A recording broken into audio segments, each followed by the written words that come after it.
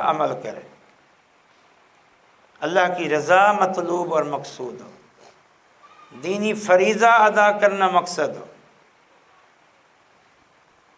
اخلاص نیت، ریاکاری نہ ہو، دکھلاوا نہ ہو، نمود و نمائش نہ ہو، لوگوں کے طعنوں سے بچنا مقصد نہ ہو، یہ عمل کی قبولیت کی شرط۔ اور تیسری اہم ترین شرط کیا ہے؟ یہ بڑی کڑی شرط، یہاں اکثر مسلمان ناکام ہو جاتے ہیں، اور وہ کیا ہے کہ جو عمل کیا جائے وہ شریعت سے ثابت ہو اور شریعت کے مطابق ہو۔ ثابت سے مراد قرآن و حدیث میں اس کا ثبوت موجود ہو۔ اگر قرآن و حدیث میں اس کا ثبوت نہیں ہے، اس کا کوئی اصل نہیں ہے، پھر وہ بدعت کہلاتا ہے، اور بدعت تو گمراہی ہے، اور گمراہی انسان کو جہنم تک پہنچاتی ہے۔ اور شریعت کے مطابق ہونے کا معنی یہ ہے کہ اس عمل کو اول سے لے کر آخر تک نبی کریم صلی اللہ علیہ وسلم کی تعلیمات، یعنی آپ کے حکم اور آپ کی اپنی سنت کے مطابق اس عمل کو کیا جائے۔ اب یہ تین بڑی شرائط، انسان شرک اور کفر سے پاک ہو، اخلاص نیت ہو،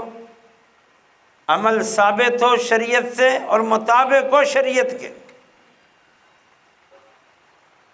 اب مجھے بتائیں یہ شرطیں آج کہاں ہیں؟ بہت کمی ہے، قدم قدم پہ شرک ہے، اللہ کی صفات میں، اللہ کی عظمت میں، اللہ کی عبادت میں، اللہ کی ربوبیت میں نبیوں کو، ولیوں کو، بزرگوں کو باقاعدہ شریک ٹھہرایا جاتا ہے۔ علامہ حالی نے کسی دور میں کہا تھا، بڑے درد دل کے ساتھ، بڑے دکھ کے ساتھ، کرے گر غیر بت کی پوجا تو کافر، جو ٹھہرائے بیٹا خدا کا تو کافر، کواکب میں مانے کرشمہ تو کافر، جھکے آگ پہ بس ہر سجدہ تو کافر، مگر مؤمنوں پہ کشادہ ہیں راہیں، پرستش کریں شوق سے جس کی چاہیں، نبی کو جو چاہیں خدا کر دکھائیں، اماموں کا رتبہ نبی سے بڑھائیں، مزاروں پہ جا جا کے نظریں چڑھائیں، شہیدوں سے جا جا کے مانگیں دعائیں، نہ اسلام اس سے بگڑے نہ ایمان اس سے جائے۔ ہم سمجھتے ہیں کہ شرک اور کفر یہ تو بس ہندو کرتے ہیں، عیسائی کرتے ہیں، یہودی کرتے ہیں یا ملحد کرتے ہیں۔ وہی کام اگر مسلمان کریں تھوڑے سے فرق کے ساتھ تو مسلمانوں کے لیے جائز ہے۔ اس لیے میرے بھائیوں، ایک تو یہ معاملہ، دوسرا جو ہر عمل ہوتا ہے اس کے مخصوص آداب ہوتے ہیں۔ آداب جیسا نماز ہے، خشوع خضوع کے ساتھ ہو، وقت پہ پڑھی جائے، اطمینان اور سکون سے ٹھہر ٹھہر کے پڑھی جائے، یہ نماز کا ادب ہے۔ اب نماز تو ہے، تینوں شرطیں بھی قبولیت کی ہیں، لیکن نماز اطمینان سے نہیں، ٹھہر ٹھہر کے نہیں، خشوع خضوع نہیں ہے، تو یا تو یہ نماز رد ہے یا پھر ثواب نہ ہونے کے برابر۔ مثلا روزہ ہے جو آپ نے ابھی رکھا رمضان میں، اس روزے کے حوالے سے نبی صلی اللہ علیہ وسلم کا یہ فرامین، یہ فرمان آپ سب نے ماہ رمضان کے خطبات جمعہ میں اور دروس میں سنا۔ صحیح بخاری میں ہے کہ نبی صلی اللہ علیہ وسلم نے فرمایا، من لم يدع عمل الزور من لم يدع الزور والعمل به فليس لله حاجة في أن يدع طعامه وشرابه۔ کہ جو کوئی روزہ رکھ کے جھوٹی بات یعنی غلط بات نہیں چھوڑتا، والعمل به، اور غلط کام نہیں چھوڑتا۔ غلط کام ہر وہ کام جو خلاف شریعت ہے، غلط بات ہر وہ بات جو خلاف شریعت ہے، وہ نہیں چھوڑتا، تو نبی صلی اللہ علیہ وسلم نے فرمایا اللہ کو اس کے بھوکے اور پیاسے اپنے آپ کو رکھنے کی کوئی حاجت نہیں ہے، اللہ کو کوئی حاجت نہیں۔ مطلب پھر اللہ کے ہاں اس کا یہ روزہ خالی بھوک اور پیاس برداشت کرنا ہے، اللہ کے ہاں اللہ کے ہاں کوئی پذیرائی نہیں ہے، اس کو کوئی پذیرائی نہیں۔ اسی طرح نبی صلی اللہ علیہ وسلم کا فرمان ہے اذا کان یوم صوم احدکم فلا يرفث ولا يصخب فإن صابه أحد أو قاتله فليقل إني امرؤ صائم۔ فرمایا جب تم میں سے کسی کا روزہ ہو، اب اگر وہ کوئی اس سے لڑائی کرتا ہے، کوئی اس کو گالی دیتا ہے، تو وہ کہے کہ میں روزے دار۔ اور مزید فرمایا نہ وہ شور و غل کرے، نہ کوئی بے حیائی اور بےہودگی کی بات زبان پہ لائے۔ اب اگر روزہ ہے لیکن وہ گالی دے رہا ہے یا گالی کا جواب گالی سے دے رہا ہے، لڑائی کر رہا ہے یا لڑائی کے بدلے لڑائی کر رہا ہے، یا شور و غل کر رہا ہے اور بےہودہ بات کر رہا ہے، تو یہ تو شرعی آداب جو روزے کے اس کے خلاف۔ اب یا تو روزہ مردود یا ثواب نہ ہونے کے برابر، اس لیے یہ دعا دی جاتی ہے اور اس میں یہی درس ہے۔ لیکن میں ایک بات کہوں کہ یہ خالی دعاؤں سے کام نہیں چلے گا، پہلے مرحلے پہ بندہ خود ان اعمال کی قبولیت کی ان شرائط کو جانے اور ان شرائط کو اپنے اندر پیدا کرے، کتاب و سنت کی روشنی میں اپنے عقیدے کی اصلاح کرے، خاص طور پر اپنے آپ کو شرک سے بچائے، اخلاص نیت پیدا کرے، اتباع سنت کی راہ کو اختیار کرے،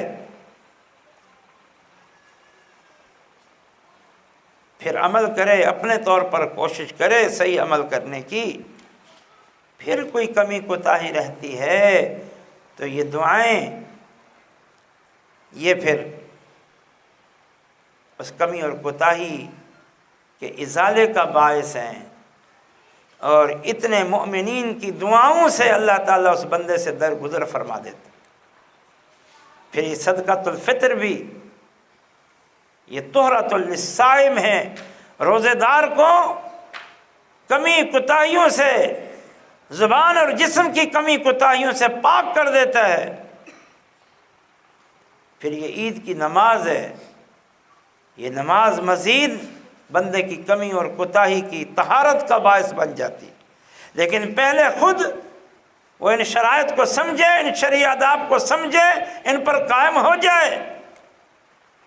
پھر یہ دعائیں کام آئیں۔ ایک تو یہ نقطہ میں نے عرض کیا۔ دوسری بات میرے بھائیوں، جن کو اللہ تعالیٰ نے اس مہینے میں اعمال صالحہ کی توفیق دی، روزہ خاص طور کیونکہ وہ فرض ہے، باقی تراویح، صدقات و خیرات، دعائیں، اذکار اور قرآن کی تلاوت، یہ موٹے موٹے اعمال ہیں، اسے چاہیے کہ وہ اللہ کا شکر ادا کرے، اللہ کا شکر ادا کرے۔ نماز کا اس لیے ذکر نہیں کرتا کہ نماز تو ہمیشہ کا معاملہ ہے، ہمیشہ کا فرض ہے، 5 وقتہ۔ رمضان کے ساتھ تعلق روزے کا ہے، نفلی روزے بھی سال بھر میں مختلف اوقات میں مسنون ہیں اور جب بندہ چاہے رکھ سکتا ہے، لیکن نماز یہ تو ایک ہمیشہ کا معمول ہے۔ تو جو اللہ نے توفیق دی ہے اس پر اللہ کا شکر ادا کر، اللہ کا شکر کہ اے اللہ نے توفیق عطا کی، اور اللہ تعالیٰ سے آئندہ بھی توفیق مانگے۔ ایک تو یہ بات، اور ساتھ میں ان لوگوں کو نصیحت کرتا ہوں جنہوں نے رمضان کے ان اعمال سے دوری اختیار کیے رکھی، نماز بھی نہیں، روزہ بھی نہیں، تراویح بھی نہیں، صدقات و خیرات بھی نہیں، تلاوت بھی نہیں، اذکار بھی نہیں، وہ بڑے محروم ہیں۔ حقیقی معنوں میں محروم یہ ہیں، محروم جس کے پاس کچھ بھی نہیں، یہ محروم ہے اللہ کی رضا سے، اللہ کی بخشش سے، اجر و ثواب سے، اللہ کی رحمتوں اور برکتوں سے محروم ہیں، اور ماہ رمضان کی فضیلتوں سے محروم ہیں۔ اور ماہ رمضان میں اللہ تعالیٰ نے جو تقویٰ کے حصول کا موقع دیا تھا، انہوں نے اس موقع کو گوا دیا، بڑے بدبخت و بد نصیب ہیں۔ اور نبی صلی اللہ علیہ وسلم کی یہ وعید ہے، من وجد رمضان بعدا لمن وجد رمضان فلم یغفر لہ، اس شخص کے لیے اللہ کی رحمت سے دوری ہو جو ماہ رمضان پاتا ہے اور پھر اپنے گناہوں کو نہیں بخشوا پاتا۔ رحمتیں برس رہی تھیں، مغفرتیں تقسیم ہو رہی تھیں، گردنیں جہنم سے آزاد ہو رہی تھیں، مسلمانوں کے اجر و ثواب میں تیزی سے اضافہ ہو رہا تھا، نیک لوگ درجات علا پا رہے تھے،